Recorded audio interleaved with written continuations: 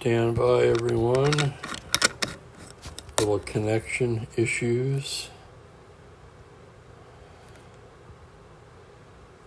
And now I've come to expect it. I'll explain in a moment. Let me get my coffee.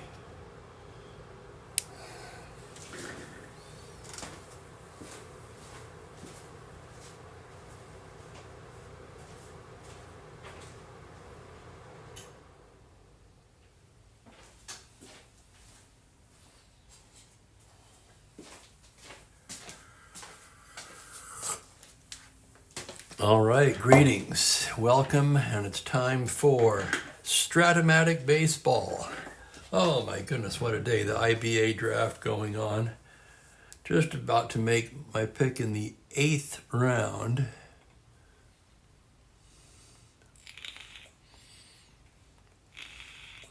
And the pick is made. Tuki Toussaint, not a great card, but at this point I simply need some innings. And, well, he'll always walk everybody and their mother. At least he has some upside. Very productive day. One more round today, the 9th round.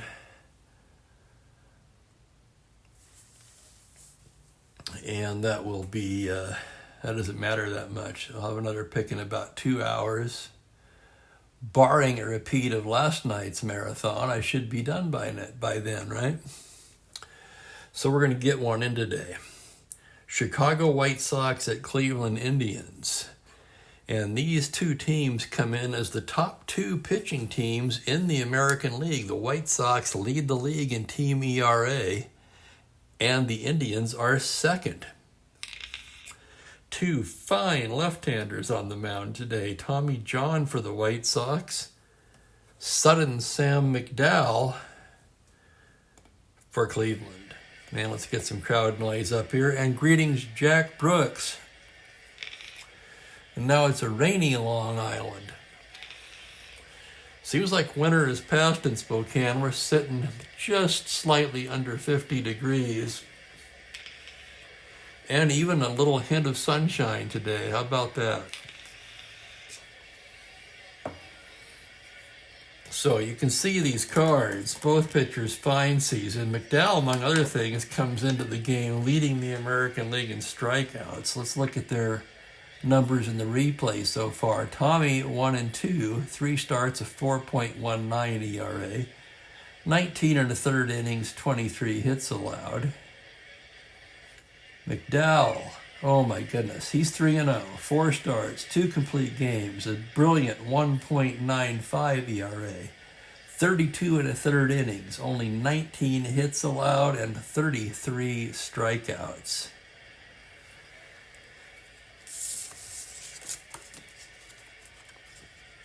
So two fine left-handers going today. I'll get to the lineups here in just a second. Enjoying a cup of coffee. And there it is, hot and black. Between the draft yesterday and then the 16-inning game. And then I lay awake thinking about the draft last night. I wasn't sure if I would even get a game in today. However, we've reached a good pausing point because basically, I mean, my 9th round pick is not going to make or break my team at this juncture. It's a 20-round draft. Yeah, this league cuts back to 15. So I have some needs, but they're more of the innings and at-bats variety. It's a usage-based league, of course. In this particular league, you get 110% of innings on the card and 105% of plate appearances, bats plus walks on the card. Let me adjust the camera angle just a bit. We get a little bit more of the bottom of the score sheet in. There we go, that looks pretty good. Sync it all up there, and I'll go over the starting lineups with you. For the White Sox, leading off Tommy Agee in center field. Don Buford is at second base. Danny Cater in left field today, his first start of the season. John Romano behind the plate hitting cleanup. Bill Moose Skowron at first base. Gene Freese at third, his first start of the season, I think. Ron Hansen at short. Ken Berry is in right field hitting 8th, and Tommy John hits 9th. For Cleveland, it'll be Vic Davalillo leading off in center. Max Alvis is at third base. Leon Wagner in left. Rocky Colavito, his customary cleanup spot, he'll be in right. Fred Whitfield at first base. Pedro Gonzalez at second. Larry Brown at short. Del Crandall will do the catching today. He'll hit 8th. McDowell hitting 9th.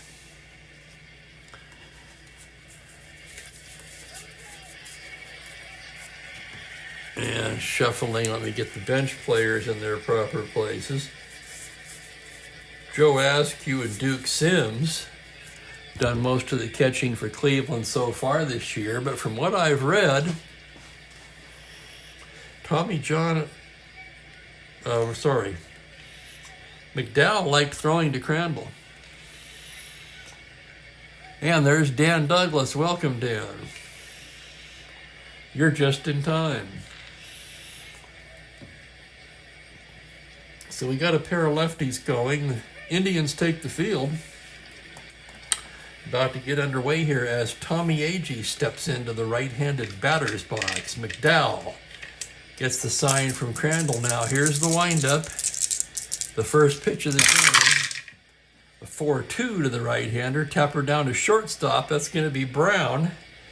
Throws him out, and we are underway. 1 out in the first. Just getting underway here. Here's Buford now. Oh my goodness, and the White Sox lead the league in team ERA, but I was complaining last time about their defense, especially up the middle with Buford, a 4.39 at second, and Hansen, a 3.48 at short. Today they've made matters worse by playing Gene Freese at third base, where he's a 4.53. So X-plays for the White Sox tend to be quite the adventure. And welcome Franklin Long. Glad to have you, sir. Here's Buford now. He's batting righty against McDowell. McDowell into the windup. That's going to be a 3.11 against the lefty. It's a base hit into left field. Don Buford. Dan Buford. Oh, I'm neglecting my stat duties. Buford came into the game hitting .220, 4 runs scored, 1 homer, 7 RBIs. Buford, of course, with blazing speed. McDowell a -1, Crandall a 0. That's 16. He'll have to be held on, making him a 1 through 14, and he's going to try for that lead. 2 through 6 are 9. It's a 9. He's got it. 1 through 14. Here he goes. The throw from Crandall. He's stolen it. Just barely out of 14. So the White Sox, second to the last of the league in runs scored to go along with their league-leading ERA. And they really feel like they have to do everything in their power to manufacture runs. And for Buford, that's his 4th stolen base of the season. Here's Cater now. Cater has not played much. In fact, he's only been in 1 game and does not have an at-bat. Probably came in to play first base would be my guess. So Cater getting his first at-bat of the year. Let's look at his real-life card. 278. He played quite a bit, actually. 485 at-bats. So apparently didn't play much in April. Or I should say not at all in April. And we should start seeing more of Danny Cater now. McDowell from the stretch. Here's the next pitch to Cater. That's going to be a 6-10. He struck him out.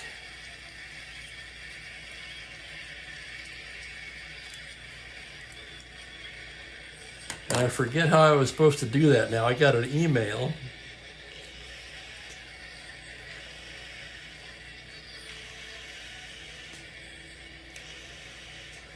I can't remember if I was supposed to circle the strikeouts on the pitcher's card or on the batter's card. So I'm going to do it on the batter's card. There'll probably be less of those, I would imagine.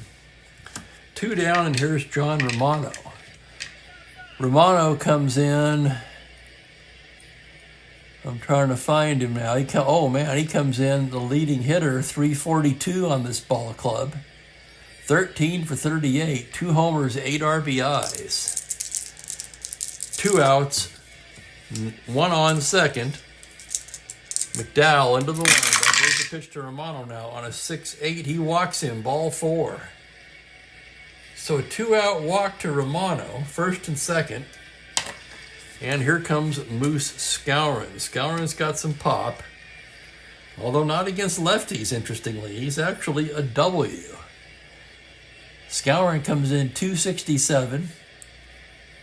2 home runs, 2 RBIs. McDowell gets the sign from Crandall now. Here's the windup on the pitch to Skowron. That's going to be a 4-7, swung on and missed, strike 3. So 2 Ks for McDowell, 1 hit, no runs. The White Sox leave a pair. We've just played only a half an inning here so far, and it is White Sox nothing, Indians coming to bat. Now the White Sox stacked their lineup with right-handers against McDowell. Cleveland, on the other hand, has chose to leave Davalillo, Wagner, and Whitfield in the lineup. So they'll send 3 lefties out there against Tommy John. It will be Davalillo to lead things off. Davalillo, the leadoff man, hitting just 208 in the season so far. 4 runs batted in. And welcome to Kurt Miller.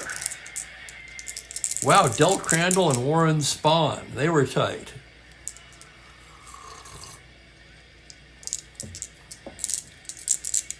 They shared how many now again? Hang on, I got to put something in there because I can't read that. 316 as a battery, the 3rd most since 1900. Really? That's all? I would think that number would be higher than that, just intuitively.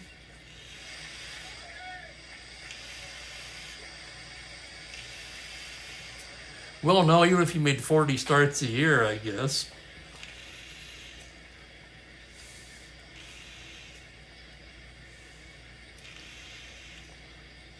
That would be what, 40 starts a year?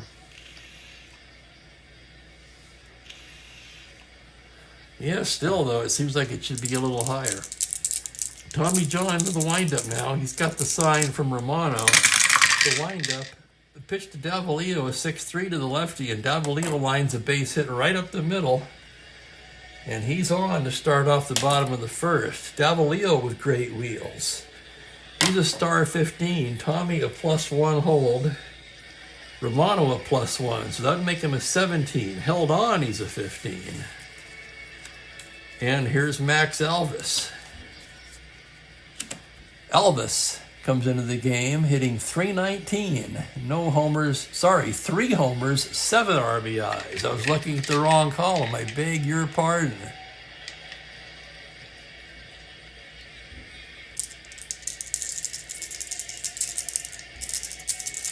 But Spahn and Yogi Berra played for the Mets in '65. Jack, I did not know that.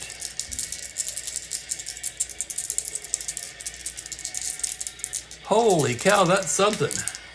I'm going to have to do my research on that now. That's very interesting. 2 Hall of Fame ball players. Of course, as you point out, they were in their 40s by the time the Mets got to see him. John from the stretch. Here's the pitch to Elvis. That's going to be a 1-6 high fly ball into deep left field. Back goes Cater. It's off the wall for a double. It's an open double. Davalillo can try to score on that. Bounces into center field where it's picked up by Agee. He's got a -3 gun. Davalillo 17, -3, 14 to the plate. Here he comes. The throw from Agee. He scores. RBI double for Max Elvis. And Elvis will take 3rd on the throw. So the White Sox gamble and throw to the plate. They don't get the speedy Davalillo. And here's Leon Wagner now. Wagner comes in hitting just .240, 3 homers, 7 RBIs. With these teams both leading the league in pitching, Cleveland's going to pull the infield in the first inning. I don't normally do that. Expecting a duel here. The pitch to Wagner.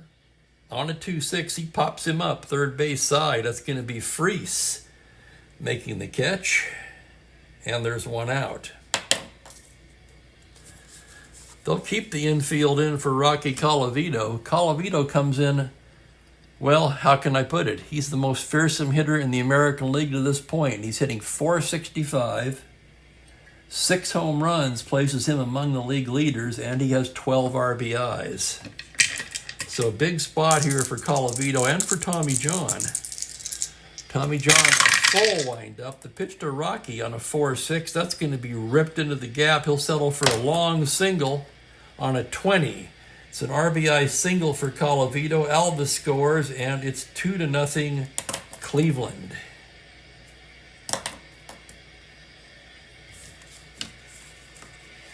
So Cleveland's put 2 on the board already here in the first inning. And here's Fred Whitfield. Whitfield comes in batting .400, 12 for 30, 4 home runs, and his 10 RBIs is second on the ball club. John from the stretch. It's a 6-7, struck him out.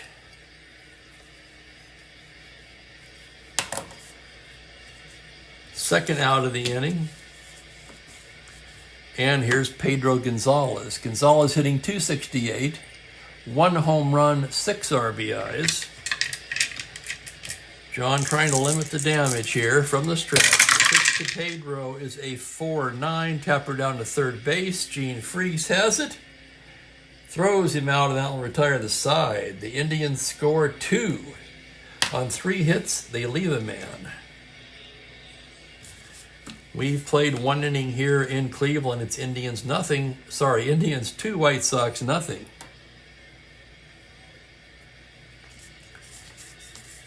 Just getting started here, folks. Pull up a comfortable seat and spend an hour or so with me.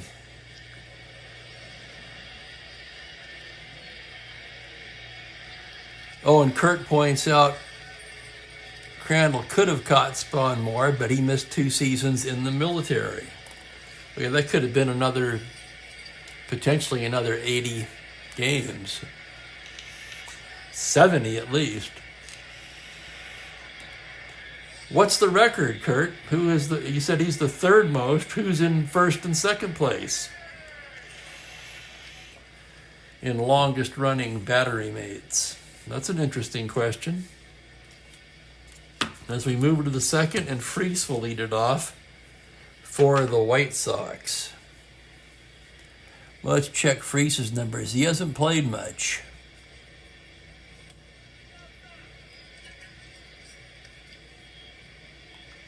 In fact, I'm having trouble finding him here. Here he is. He's 1 for 3. 1 RBI. Yeah, like I say, he hasn't played much. He's getting the start against the lefty McDowell. McDowell into the windup, the pitch to Freese. That's a 6-3 grounder to the pitcher X. McDowell 1E15. Here's the roll on the play. On a 20, McDowell has it. Tosses over to Whitfield, 1 down. 1-3X, Freese is retired, and here's Ron Hansen, the shortstop. Hansen, the dubious honor of leading the league in errors so far. He's made 6. Actually, I think one other player has also made 6. Hansen batting .233. No home runs, just 1 RBI. McDowell the windup. Whoops, we got a dice out of the tower. That's a reroll.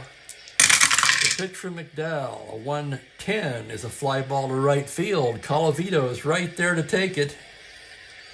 And quickly there are 2 away in the 2nd inning. And here comes Ken Berry. Berry, a marvelous defensive outfielder. And he's 6 for 15 on the young season with a pair of ribbies. 6 for 15, that translates to a cool 400. McDowell into the windup. The pitch to Berry, a 6-9 to the righty. Single to 2, but on a 10, that ground ball is going to be picked up by Brown, who throws him out, and it's a 1-2-3 inning for McDowell. Bottom of the second we go, 2-0 at Cleveland. Tommy John getting ready to go to work now, enjoying some coffee.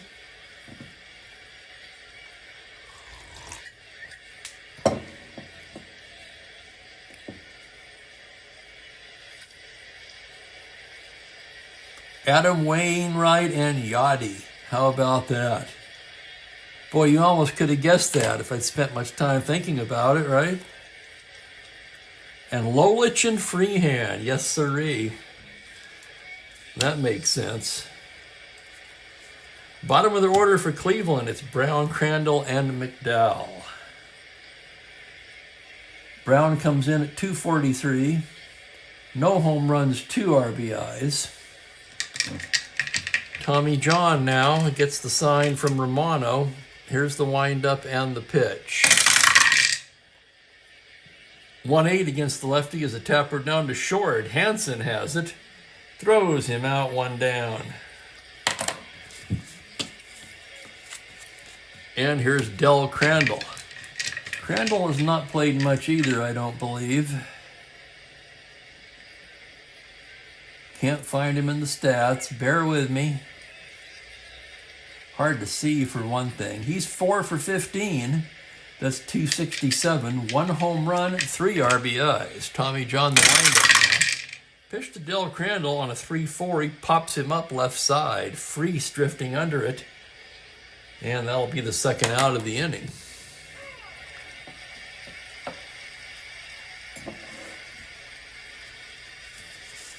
Here's McDowell, left-handed hitter, a 3W, left on left now.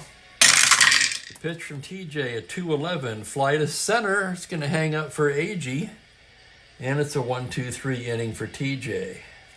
So John's settling right down after the first inning. We've played 2. Indians 2, White Sox nothing. McDowell getting ready to go to work in the third. Tommy John will lead off. Interestingly, John, a right-handed hitter, and a 6N hitting card. Now, I don't remember John being a particularly good hitter, but apparently he was in 1966.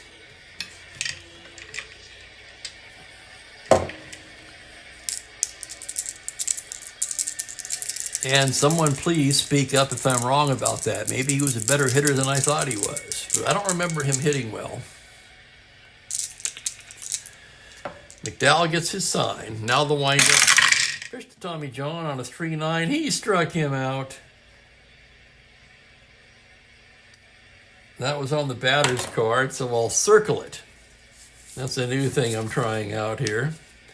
So you can see at a glance how many Ks were on the pitcher's card versus the batter's card.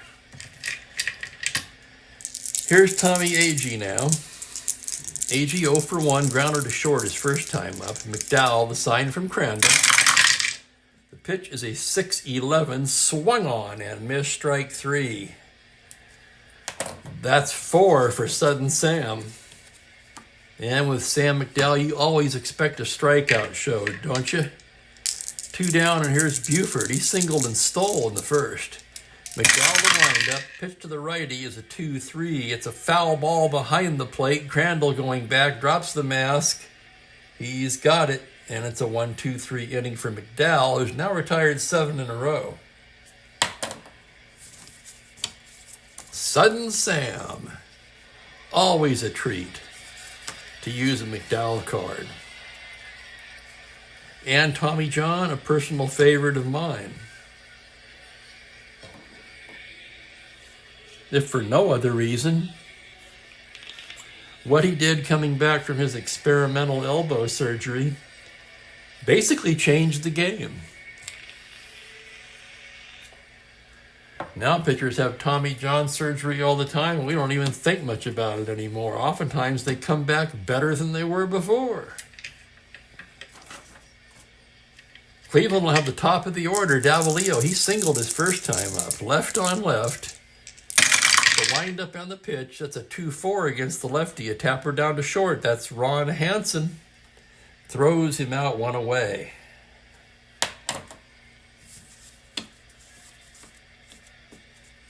Franklin, someone suggested that, but I just can't do it.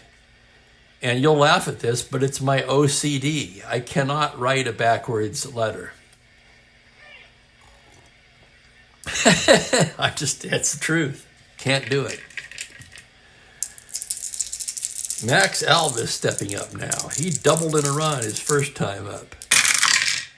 Here's the pitch on a 1-4 to the lefty. He pops him up. That's going to be Hansen. Hansen taking them all this inning. 2 away, and Leon Wagner will be the batter. He popped to third his first time up. Well, that looks more like an S. There, that looks a little better. Left on left now, the pitch to Wagner. That's going to be a 6-3. Base hit up the middle. Leon Wagner with a 2-out single. Wagner not a threat to steal. Decent 1 through 13 runner, but the story here is at the plate where the red-hot Rocky Colavito comes to bat. He singled in a run his first time up. John from the stretch, first pitch way outside, pitching carefully to Rocky, into the windup now. A 3-9 against the left-hander. It's a single to 8. However, on a 16, that's going to be a liner speared by Freese. And that will end the inning. So Colavito, even his outs are hit hard. No runs to hit, 1 left. We've played 3. It's 2-0 Cleveland. Colavito just simply on fire so far this season, leading the league by far in OPS. As McDowell gets ready to go to work in the 4th. It'll be Cater, Romano, and Skowron for the White Sox.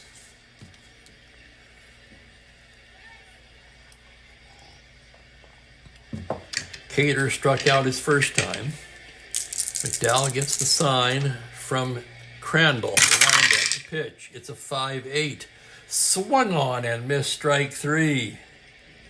Holy cow, it's twice he's got Cater. That's 5 Ks in the game.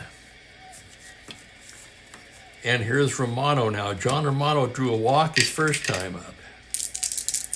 McDowell with a windup. The pitch to Romano on a 2-5. Struck him out.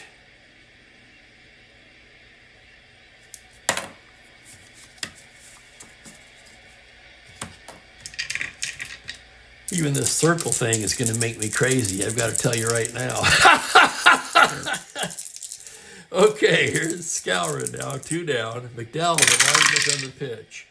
It's a 6-10 to the right-hander. Swung on and missed strike 3. And look at that. McDowell sets the side down in order, striking out the side. Holy cow. Well, this is the kind of show we've come to expect from Southern Sam. McDowell looking very much in command of this ball game so far. Tommy John settled down since the first inning. It'll be Whitfield, Gonzalez, and Brown for Cleveland. Whitfield struck out his first time up. Left on left now. Here's the windup. Here's the pitch. It's a 6-6. That's going to be a base hit right up the middle for Whitfield. And Whitfield is aboard with a leadoff single. Whitfield, no threat to run. He's a 1 through 9 runner, in fact. And here's Pedro Gonzalez now. Gonzalez 0 for 1.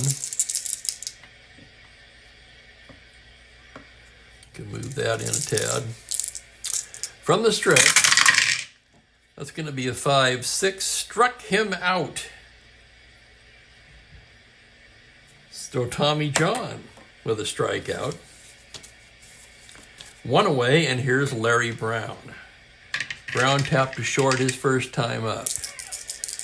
John from the stretch. The pitch is a 4-6. It's a double to 12, and on a 7, that's down for a double, a 2-star double. Whitfield will hold at third, and the Indians are in business here again in the 4th. 2nd and 3rd, 1 away, and here comes Del Crandall.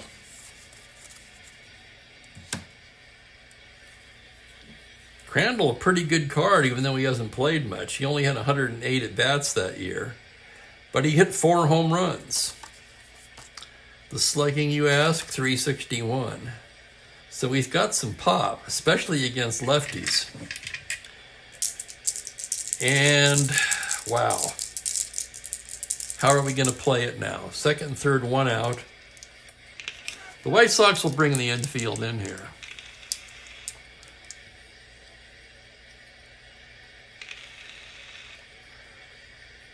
Oh, and you circle the outs. Well, that makes sense. It does.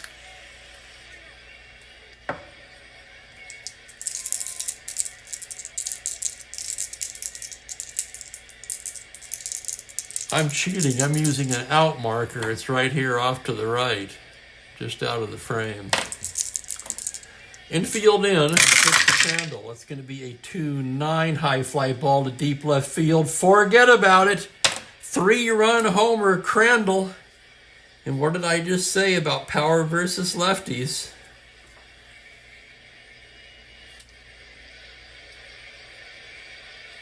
Holy cow, and for Crandall, I'm trying to find him now.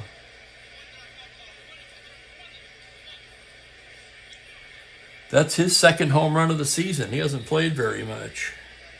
So 2-9 against the lefty. 1 through 18, it's a 1, no doubt about it. Deep into the seats. And it's a 5-0 game. Not all that surprising. Cleveland comes in 8-3, just a half game out of first place. The White Sox come in 6-7. They've held their own with great pitching despite struggling to score runs. So here's McDowell now, left-handed hitter. Pitch from TJ is a 6-10, tapper down to first. Whitfield has it. He'll take it himself.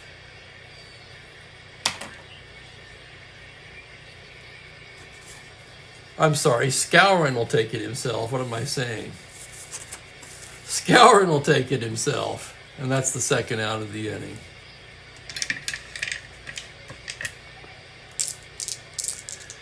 Here's Davalillo now. 2 outs, nobody on. Left on left. On a 1-6, tapper down to second. That's Buford.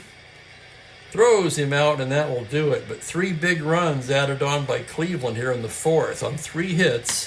The big blow, a towering 3-run blast by the catcher, Del Crandall.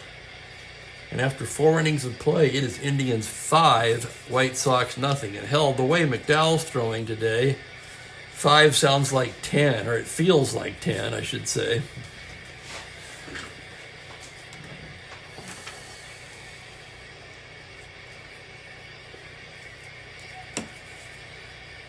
Freese, Hansen, and Berry due for the Chi Sox.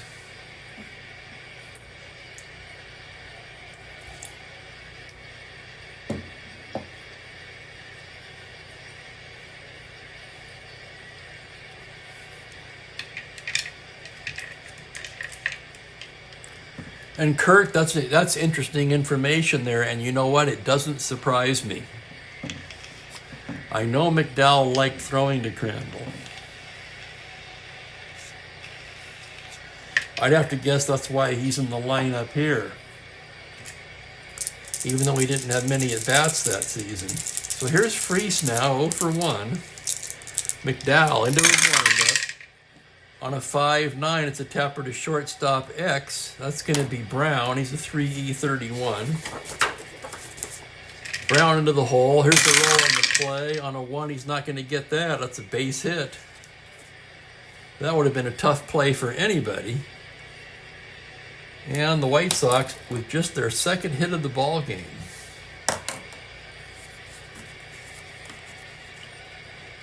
And that'll bring up Ron Hansen. Hansen, of course, never quite had the career he was supposed to have due to injuries. Pretty good numbers against left-handers, though, although most of them are walks. From the stretch now, the pitch for McDowell is going to be a 6-8, and he walks him. Just talking about the walks, and there's one now. And the White Sox put the first 2 men on here in the 5th against McDowell. Pretty much the first shake in his arm McDowell showed today so far. And the batter will be Ken Berry. First and second, nobody out. McDowell gets the sign from Crandall. From the stretch. It's going to be a 4-8 to the righty. That's a double to 13, and that's down into the gap in left center. 4-8 double. It's an open double. Freese can try to score on that. Davalillo's a +1 in center. Freese, however, a 1 through 12. With nobody out, he will hold up. I'm sorry, Freese, what am I saying? Freese scores. Hansen can go to third. 1 through 12. He'll hold up. I beg your pardon.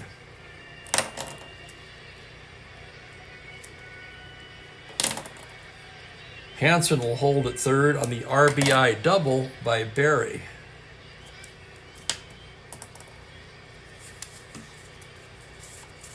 Five to 1, and here's Tommy John now.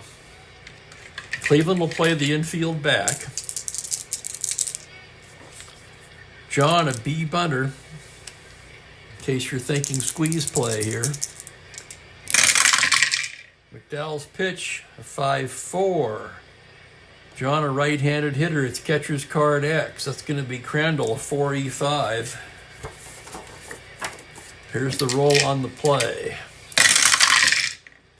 On a 3, it's a foul out to the catcher. Runners hold. How about that? They cut a break there.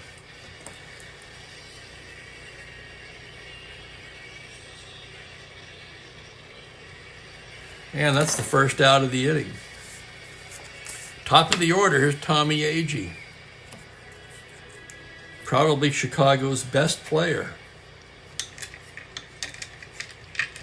Agee came into the game, however, batting just 161. No home runs, 5 RBIs, and this card is much better than that. You get the feeling Agee is due to break out in a big way. Infield back as McDowell comes set. Here's the windup. Here's the pitch on a 1-8. Base hit, 1 star. Another run will score. RBI single Agee, and it's 5-2. Hansen comes in to score. Barry to third.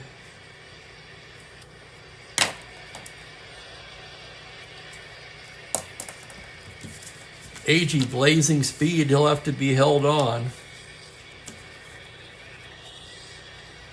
16 held on. He's a 1-14. It's a 5-2 ball game, and here's Don Buford with 1 away. Agee taking his lead now. McDowell, throw over there. Agee back to the bag. Agee a little shorter lead this time. McDowell comes set from the stretch. Pitch to Don Buford. It's a 4-5. Swung on and missed, strike 3. There it is. There's the K. 2 down. And it will be up to Danny Cater. Cater getting his first start today, as mentioned, against the lefty. He's 0 for 2, fanned twice so far. McDowell from the stretch.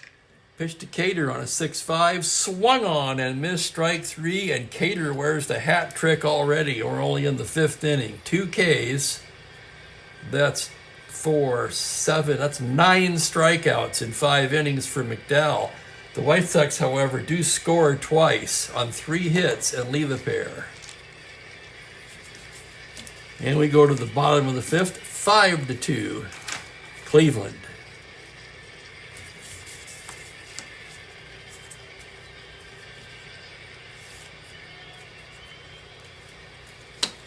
So we got a ball game again, 5-2.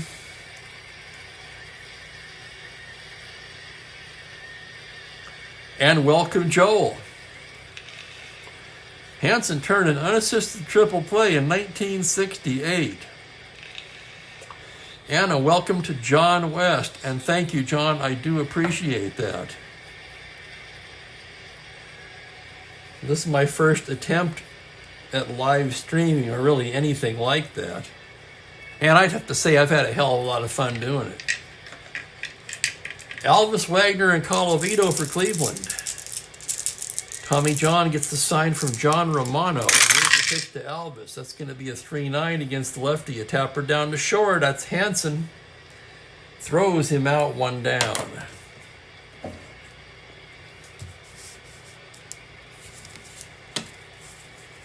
Here's Leon Wagner now. Wagner has 3 home runs so far this year. 1 for 2 today. Left on left. Here's the pitch. A 4-5, tapper down to second. Buford has it. Over to Skowron, 2 down quickly in the 5th. And here's Rocky. Bears repeating, the hottest hitter in the league right now, maybe in both leagues. 1 for 2 today with an RBI. Tommy John into the windup. It's a 2-7, tapper down to short. Hansen again. And it's a 1-2-3 inning for Tommy John. So we've played 5 here in Cleveland. It is Cleveland 5, Chicago 2.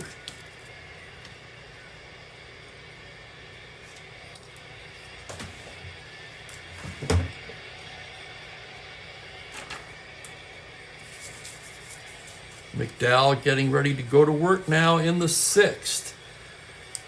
Sorry if I seem a bit distracted today. It's because I am. It's draft time in my keeper leagues. We're in the IBA draft now.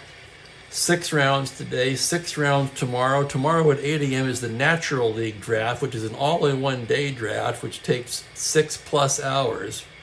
So for those 6+ hours, I will have 2 drafts running concurrently.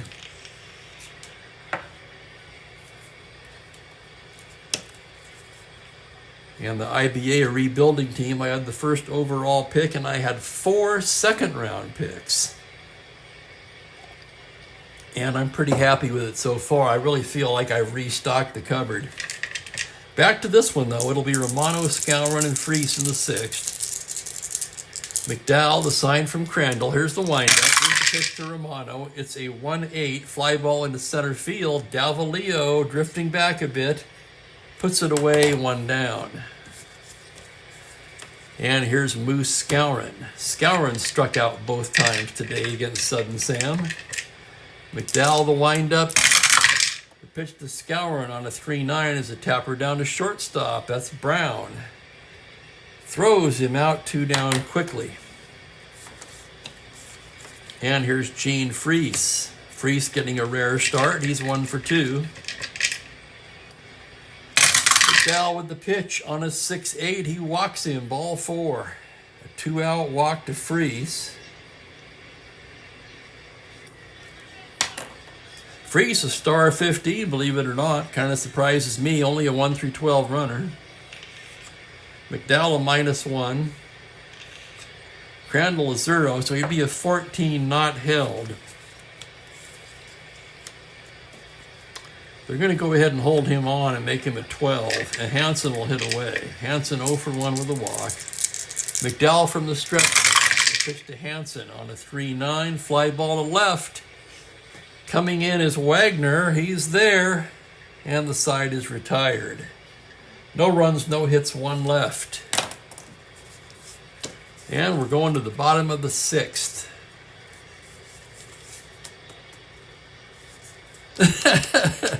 Good idea, Franklin. That had not occurred to me. No, dude, that had not occurred to me. That's for any of you Lebowski fans out there. Probably my all-time favorite movie, The Big Lebowski. Jeff Bridges and John Goodman at their finest.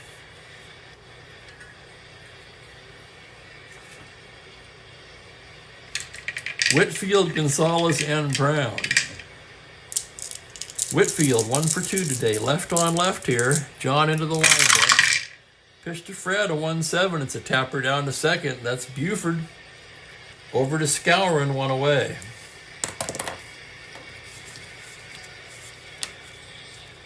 Here's Pedro now, 0 for 2. Tommy John winds and deals. 5-6, right-handed, struck him out. And Gonzalez fans for the 2nd time today.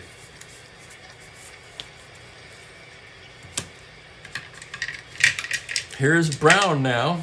Larry Brown, 1 for 2. Doubled and scored in the 4th. John into the windup.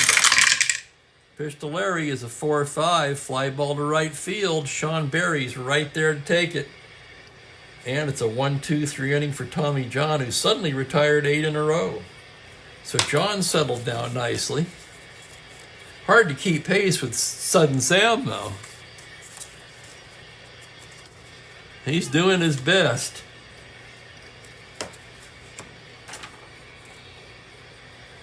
And here's Ken Berry to lead things off for the Chi Sox in the 7th. McDowell gets his sign, the windup. The pitch to Berry on a 4-11 against the righty. He walks him. Ho-ho, leadoff walk to Ken Berry. That's not what Tribe fans want to see with a 3-run lead. Berry is star 15. Battery -1, making him a 14. He'll be held on. That'll make him a 1-12. And in the 7th inning trailing, we're going to have a pinch hitter for Tommy John now. As much as it saddens me to take TJ out of the ball game, don't really have a choice here. So John settles for a 6-inning outing today.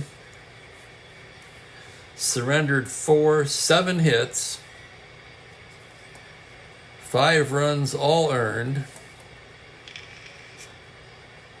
Forgot to put the K over here.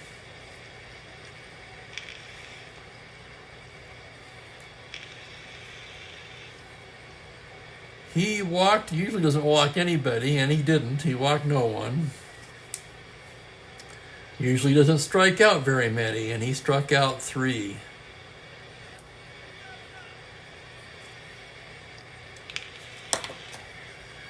Warming up in the Chicago pen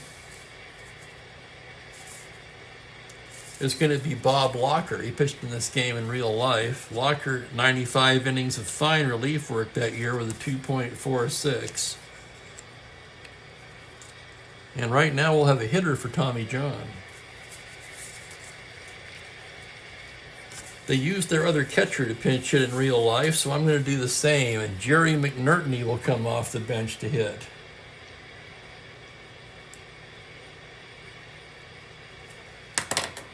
McNertney, let's look at his card. Only 59 at-bats that year. Well, I wonder they haven't used him much. Has he played in the replay? Let's take a look. He has 1 at-bat. He's 1 for 1. Batting 1,000. So McNertney, 1 on, nobody out. Berry held on. McDowell from the stretch. It's a 4-4 to the right-hander. Fly to center field X. That's going to be Davalillo. Vic's a 2E5 out there. And here's the play on a 15. He's right there on a shallow fly ball. He comes in and makes a fine catch. So 8X, McNertney is retired. And the batter will be Tommy Agee. Agee 1 for 3. McDowell from the stretch now. Here's the pitch to Tommy Agee. It's going to be a 4-7. Swung on and missed strike 3. Agee goes down swinging for the 2nd time today. 2 down, and it's up to Don Buford. 1 for 3. Struck out his last time up, batting right-handed. McDowell from the stretch now. The pitch to Buford on a 2-7. Struck him out. Called strike 3 on the outside corner. 2 more Ks for McDowell. That's what is that now? It's 4, 7, 9, 11. That bears notation. No runs, no hits, 1 left on.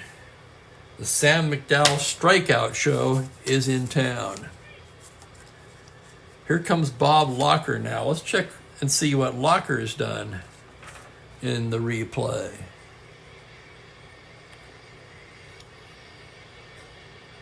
Locker's been in 7 games, 1-2 with 2 saves and a brilliant 1.74 ERA across 10 1/3 innings of work. So if anybody can keep the White Sox in the game, it should be Locker.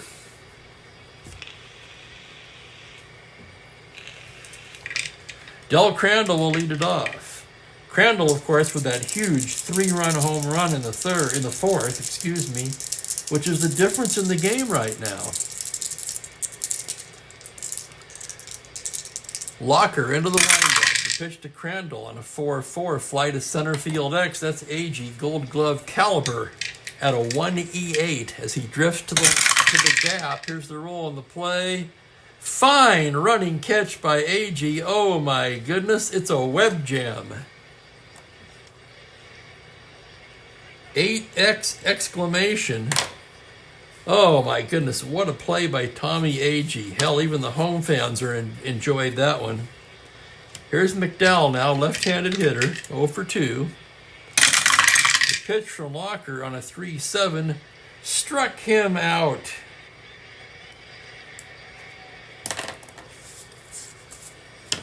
Two away quickly, and here's Vic Davalillo. 1 for 3 today, came around to score in the first. Locker into his windup. Here's the pitch. That's going to be a 1-11 against the righty. Tapper down to third. Gene Freese throws across and just does nip the speedy Davalillo at first. So 1-2-3 inning for Locker. We've played 7. It's Indians 5, White Sox 2. McDowell putting on quite a show here today. 11 strikeouts through 7 innings. And it'll be Cater, Romano, and Skowron for the Chi Sox in the 8th. I'm going to take a moment and have a little sip of my coffee.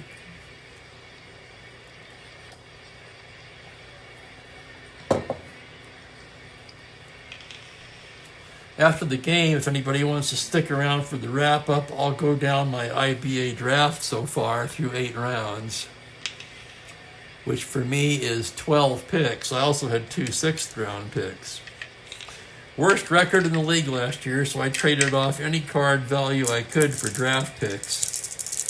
So far, it's paid off. Okay, back to this one. Here's Cater. 0 for 3, struck out all 3 times. He's already got the Hout trick. Is he ready to wear the golden sombrero? The pitch for McDowell, 4-8, double to 13. That's down into the left center gap. Cater rounding.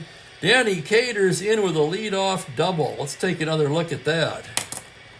4-8 right-handed. The roll is an 11. So Cater, who'd been completely baffled by McDowell his first 3 times up today, finally gets one he can hit, and he drives it into the left center gap for a leadoff double. McDowell in S7, remember. Here's Romano now, 0 for 2 with the walk. McDowell into the windup. The pitch to Romano, a 3-6 high fly ball to deep left field. Back goes Wagner. It's gone. It's a 5-4 ball game. Holy crap. No one more stunned than this announcer. Let's take another look at that one. 3-6 left-handed, 1-13. The roll is a 2. And John Romano has just hit his 3rd home run of the season. It's a 5-4 ball game, and now one more hitter walk will fatigue McDowell, and we have action in the Cleveland pen.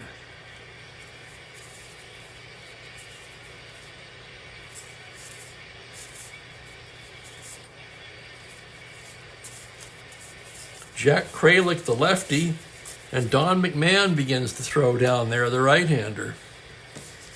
5-4. Go ahead and say it, Franklin. I know you want to.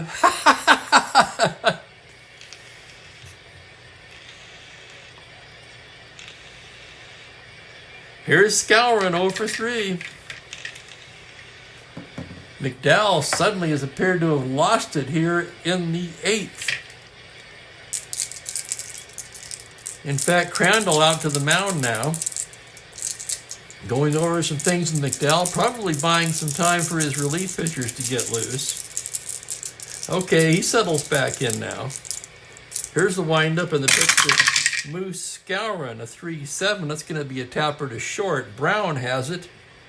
Over to Whitfield, and that's the first out of the inning.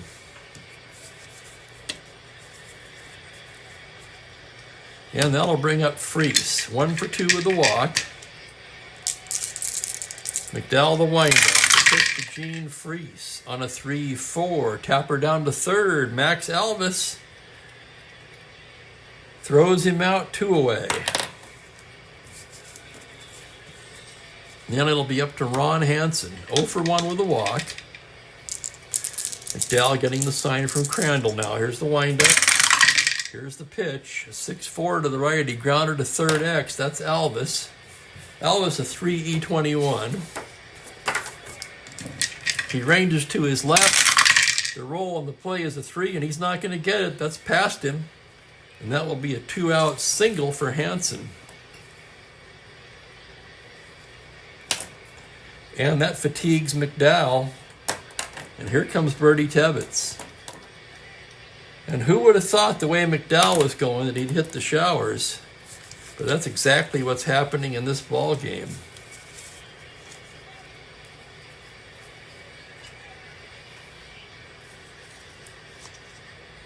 And they're going to go to the closer, Don McMahon.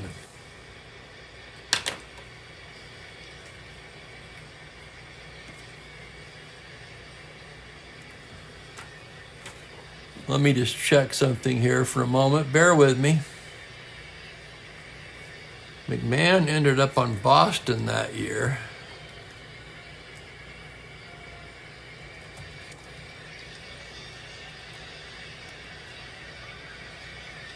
I just want to make sure I have him on the correct team.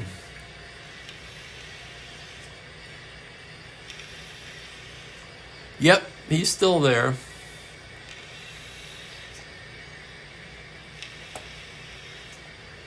But usually, Franklin, this is when you say drama time. That's what I was getting at.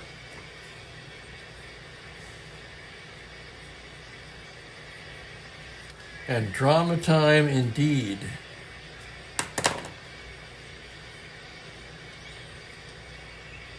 Here's McMahon now. 10 saves, 2.69 over 90 innings of relief. He hasn't pitched much this year. 1-1 with a 6 ERA in 3 innings of work. He'll be brought on to face Ken Berry with 2 outs and a runner on first. Freese, Hansen's on, Hansen not a threat to steal. And here's Ken Berry, 1 for 2 with a walk. McMahon gets the sign from Crandall, from the stretch. It's a 6-4 to the righty. Fly to center field X, that's Davalillo, a 2-E5. Davalillo ranging into the gap. Here's the roll on the play. On a 3, he can't get it. That's a single 2-star. Holy crap. And the tying run is at third base. Ron Hansen goes all the way into third.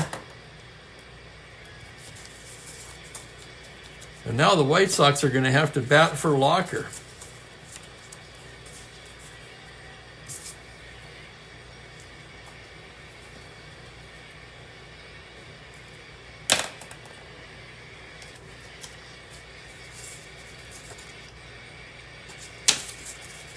And against McMahon, they're going to send up Floyd Robinson.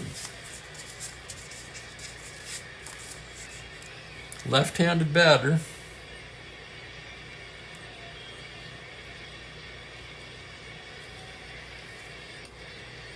Pinch hitter will be Floyd Robinson. 237 hitter. Left-handed bat. What's he done in the replay? He is batting .327 so far. 17 for 52 with 3 home runs and 8 RBIs. Runners at the corners, 2 down. 5-4 Cleveland here in the 8th. Fans holding their breath. McMahon from the stretch. The pitch to Floyd Robinson, a 6-4, is a fly to center field X. Davalillo gets another chance, a 2-E5.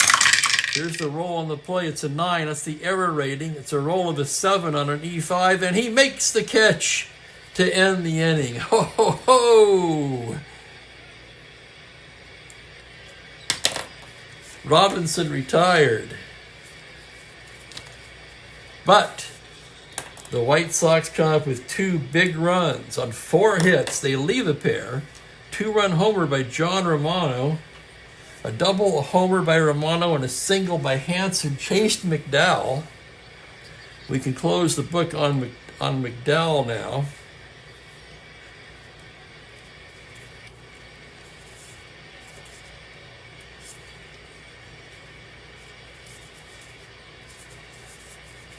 I got to pick a pitcher for Cleveland now.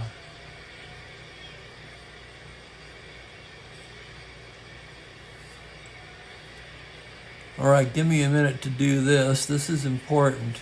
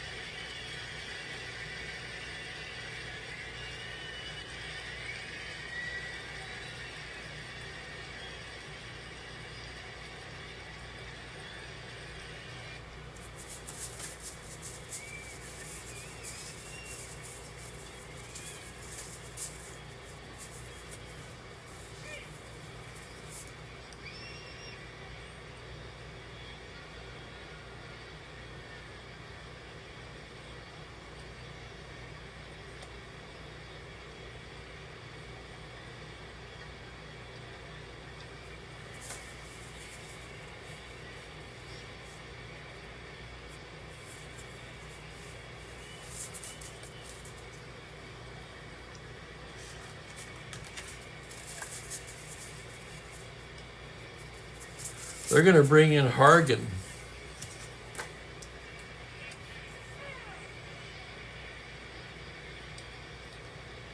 Hargan hasn't started in a while. Actually, he was mostly a starter that year. When I say he didn't started in a while, that's an understatement. He has not started a game this year. 3 relief appearances, 4 1/3 innings, and a 6.23 ERA.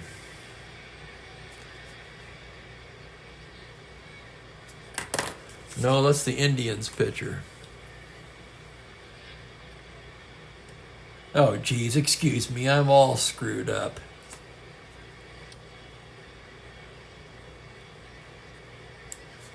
Thank you, Kurt.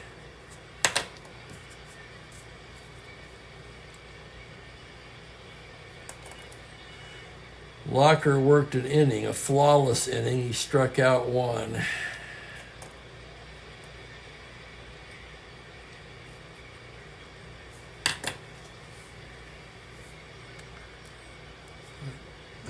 Okay.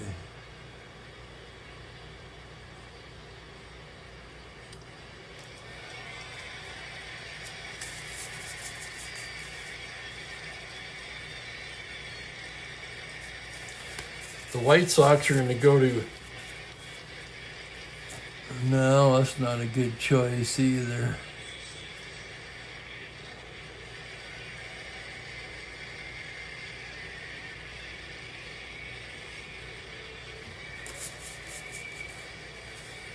Orland not available.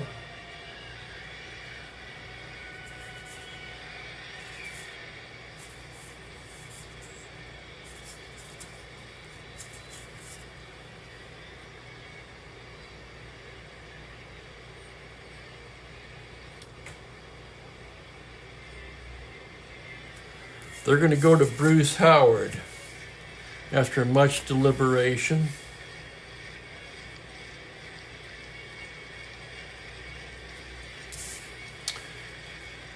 And we can total out McDowell.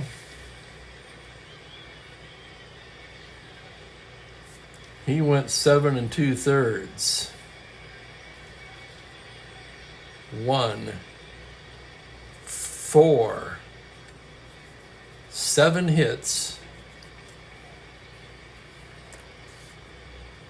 4 runs all earned, getting used to my new, more traditional pitcher box alignment.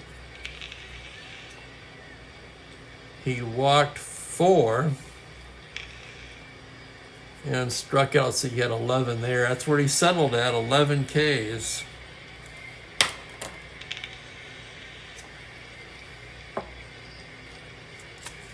Here's Bruce Howard now.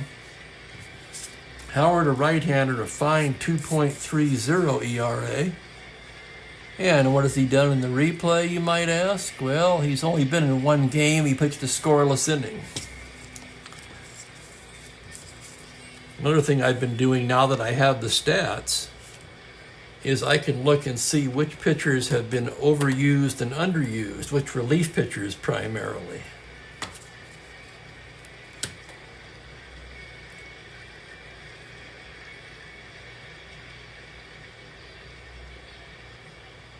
Franklin, here's the Jeopardy theme.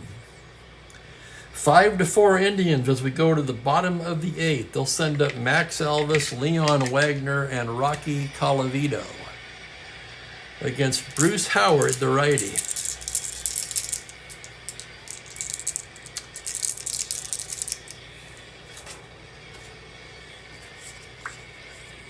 Howard gets the sign from Romano now. The windup, the pitch to Elvis. 4-12, he walks him.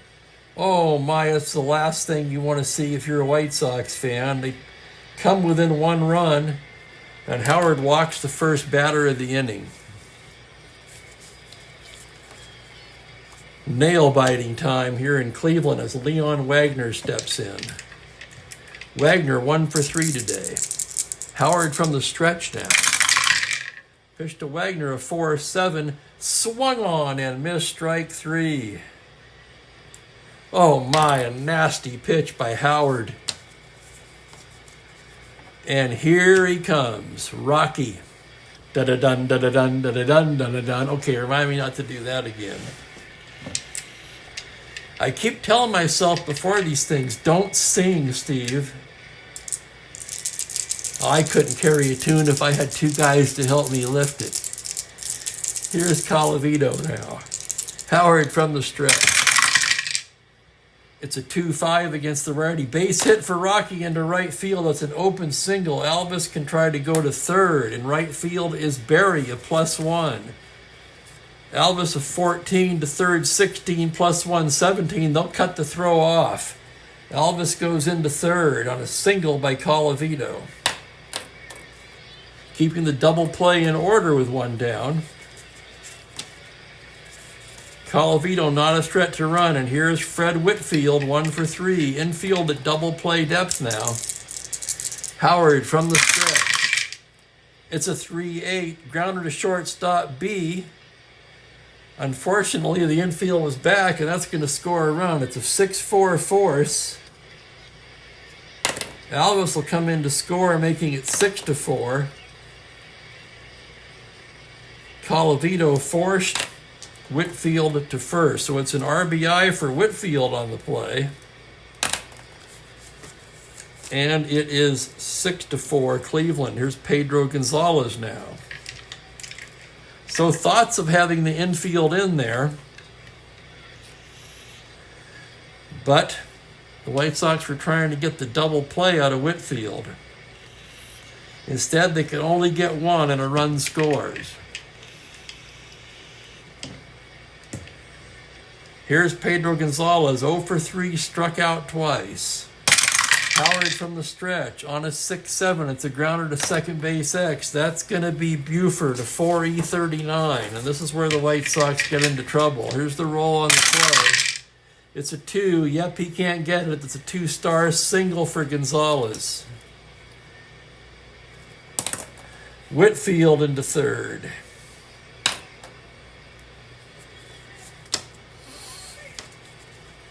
And Howard has not been sharp. He's also not been very lucky. And Larry Brown will be the batter with 2 away and runners at the corners. Brown 1 for 3, doubled in the 4th. Howard comes set now from the stretch. The pitch to Brown on a 2-3 comebacker. Howard's got it, and that'll do it. But Cleveland adds on an insurance run on 2 hits and leave a pair.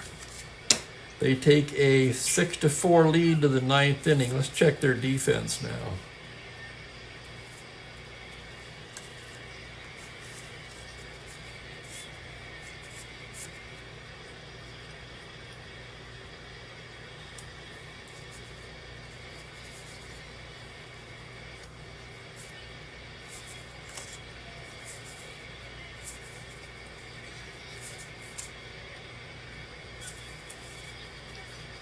first base.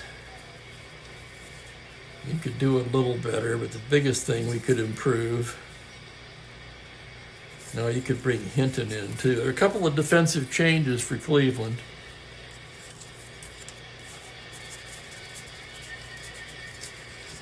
Chuck Hinton will replace Whitfield. He'll come on and play first.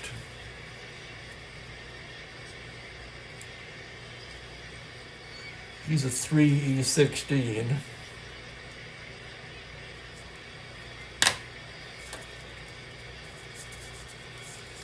Jim Landis will take over in left for Leon Wagner.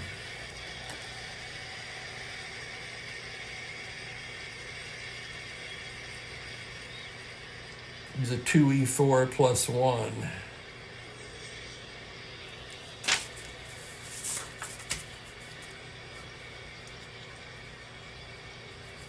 So mark that in my score. And we're ready to go to the ninth.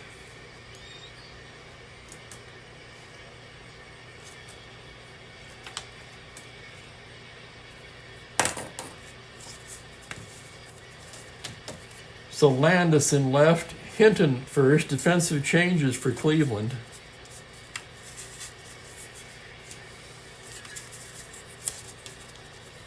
McMahon trying to close the door. And the White Sox will have the top of the order, Tommy Agee, to start things off. I want to thank everybody for hanging out with me today.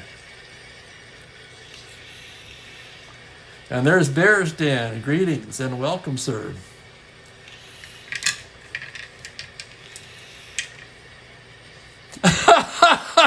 I'm laughing at Kurt's comment now. You know what I'm thinking of? You guys are old enough to remember this. Eddie Murphy on Saturday Night Live and Buckwheat Sings.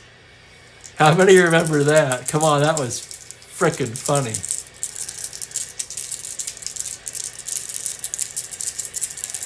And greetings to Mike Terranova. And Jungle Jim Landis, the former White Sox. Okay, McMahon ready to work as he gets the sign from Crandall. The pitch to Agee. That's a 1-6. Ripped for a 2-star single. Double to 10 on a 13. He'll settle for a long single, and Agee's aboard to start off the ninth. And Agee's got wheels. Star 17 stealer, 17 base runner. McMahon, however, with a -6 hold, knocks him down to a 1-11, so they don't even need to hold him on. How about that? McMahon was such a good move to first. He's keeping Agee tied up there. And here's Don Buford, 1 for 4. He'll turn around and bat lefty against McMahon. McMahon from the stretch. He takes to Buford. A 2-7. Ball 4. He walks him. And the White Sox have the tying runs aboard with nobody out in the ninth inning.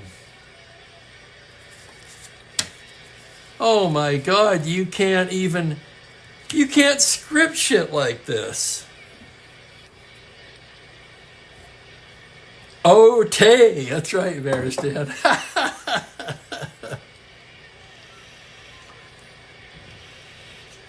Danny Cater in the game against the lefty. He'll probably give way to a pinch hitter here.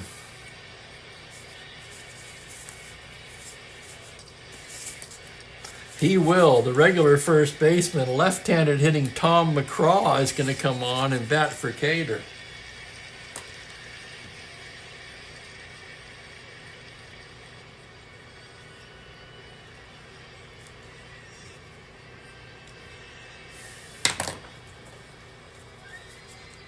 McCraw, the primary first baseman. Let's see what he's done in the replay. He's batting only 103. He's 4 for 39 on the season.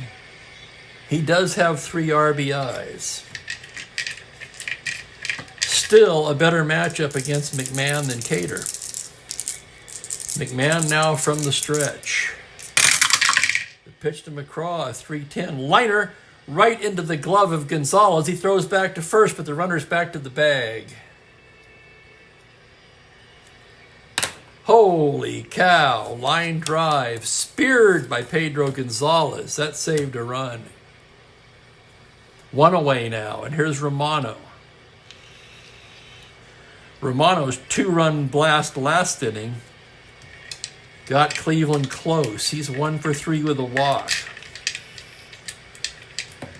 McMahon from the stretch. The pitch to John Romano on a 4-12 grounder to first base X. That's going to be Hinton inserted for defense. A 3-16. Let's see if it pays off. There's the roll on the play on a 13 error rating. The roll is an 8 on a 16. Hinton down to Brown. Back to Hinton. It's the 3-6-3. And the ball game is over.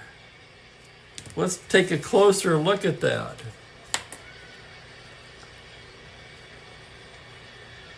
$13, the error range, an 8 on a 16.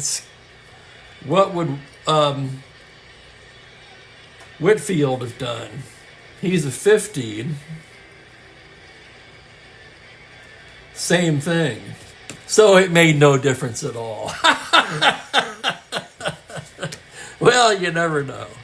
3E16 is still better than a 4E15 any day. The White Sox come up short in the ninth. But my, oh my, what a ball game.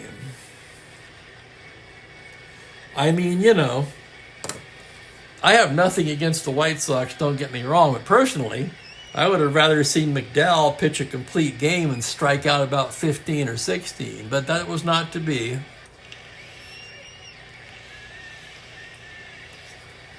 McMahon comes on and gets the save and hits 1 1/3.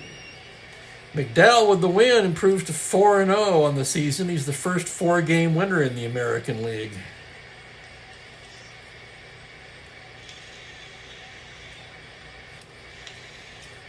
Tommy John takes the loss. He drops to a rather unlucky 1-3. He's pitched better than that. Howard in his inning of work. 2 hits and a run. Walked 1, fanned 1. McMahon allowed 2 hits. Walked 1. Struck out no one. So your totals on the game for Cleveland: 6 runs, 9 hits, no errors. The White Sox scored 4 runs on 9 hits, no errors. A rare errorless ball game, especially for this time period.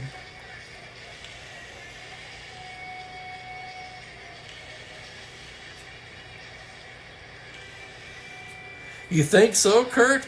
Rocky Colavito? He was 2 for 4, drove in 1 run.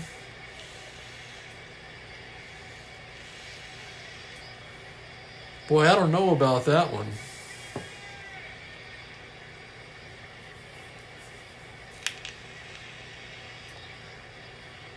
No real standouts, so I'd be kind of inclined to give it to Del Crandall. His 3-run homer was the difference in the game. And he caught a good game.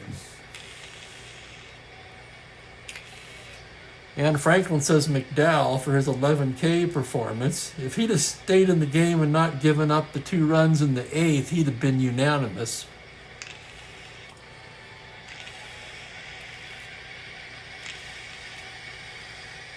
I'm going to go with Crandall on this one. Chief Spokane Gary player of the game, Del Crandall. In fact, you know, let's take a look here. Let's see if I can do this without mucking up my whole setup. Oh, that's hard to do.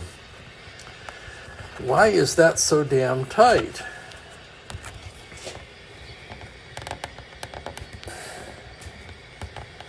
And that's what she said.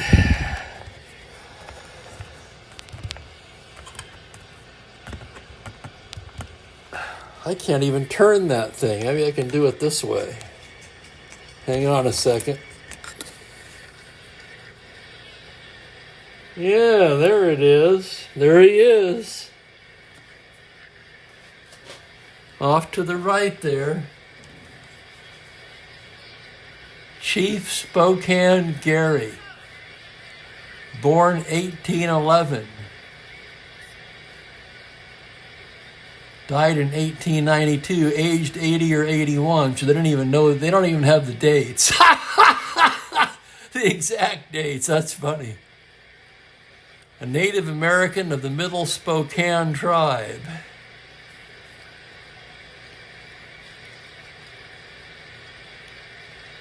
Spokane Gary.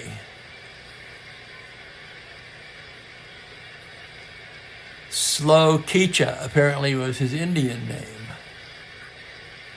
Anyway, he is credited with founding the city of Spokane.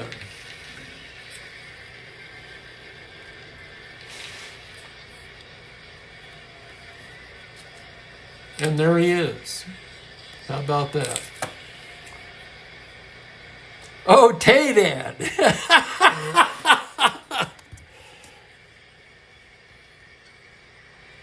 And that's the game. 6-4, the Indians edge the White Sox. They improved to 8-3. And hang on a second, let's check our standings. That could be very interesting. Yes, that moves the Indians into a 3-way tie for first with the Orioles and the Twins. So the American League, certainly a dogfight so far.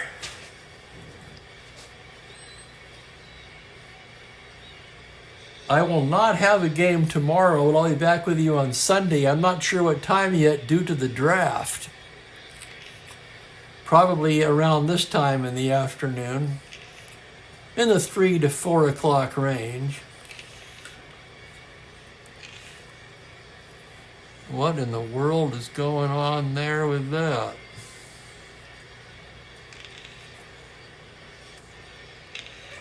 And if anyone wants to stick around,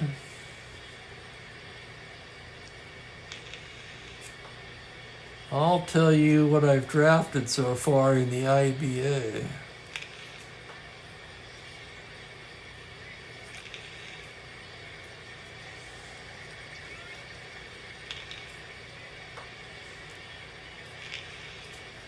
The first pick overall, I took Yuri Perez, the Marlin pitcher. Now, many people felt that Ellie De La Cruz was the number one pick, although there is no real consensus in this year's rookie draft. In this league, you keep 15 to 17, depending on your record, so it's the most severe cutback as far as how many you keep of any of the keeper leagues I'm in. 4 second-round picks, however, and I was able to tab Jason Dominguez, the Yankee center fielder, who, had he not been injured, wouldn't have even been there that late. That was the 25th overall pick in the draft. The rest of the second round was Sal Frelick, the Milwaukee outfielder, Curtis Mead, the Tampa Bay third baseman, and Mason Wynn, the St. Louis shortstop. In the third round, I grabbed Cedon Rafaela, the Boston center field second base / shortstop. 5'9", plays all three positions and hits the ball to all fields. Who does that remind you of? Another former Red Sox prospect. The fourth round, A.J. Smith-Shawver, the young right-handed pitcher from Atlanta. In the fifth round, Colton Cowser, the outfielder from Baltimore. Then it's relief pitchers, basically. Those were the young players. The sixth round, I took Joel Payamps and Jose Alvarado, 2 relief pitchers. In round 7, I also had 2 picks, took 2 more relievers, Gregory Santos, White Sox traded to the Mariners, and Fernando Cruz of Cincinnati. At this point now, very short of starting pitching innings, I started off the 8th round with Touki Toussaint. Not great, but at least he's hard to hit if he ever learned to stop walking everybody. I'll probably be looking to pile up some innings pitched the rest of the way. I might even take Lance Lynn. He's got almost 200 innings. He's a terrible card, but I need the innings. So a pretty good rebuilding job, especially the first 7 picks, which were all within the first 4 rounds. So that's nice. It's nice when you have 4 second-round picks. That's all I can say. Next game up will be the Baltimore Orioles at Detroit Tigers. That's going to be Barber of Sparma sometime on Sunday. We'll have to see. Anyway, I just want to thank you guys for hanging out with me. Hit that like button. And join me on Sunday for another great 1966 game. Thanks again, everybody. Have a pleasant evening.